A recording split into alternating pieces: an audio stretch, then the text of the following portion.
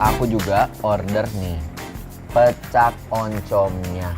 Tuh, jujur Li, ini pertama banget aku tahu ternyata oncom bisa dipecak. Selama ini kan cuma disambal oncom doang ya gitu. Ternyata bisa dipecak kayak gini, foodies. Pecak oncom ini tuh serupa dengan ikan ya, digoreng dulu baru dibanjur sama kuah pecak. Rasanya kayaknya mantep nih. Gimana, Man? Saat makan, foodies.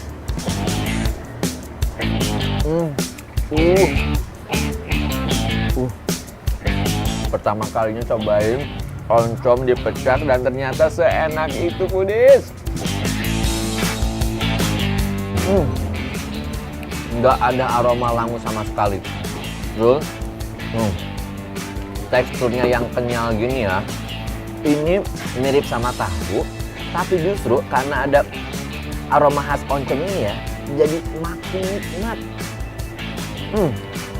Terus kuahnya ini tuh udah meresap banget ke bagian dalam oncomnya. Jadinya perfecto.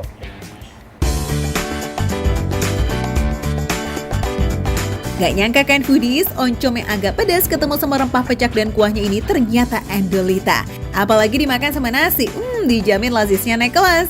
Makannya di mix ya sama ikan gurame, wih melayang bener rasanya.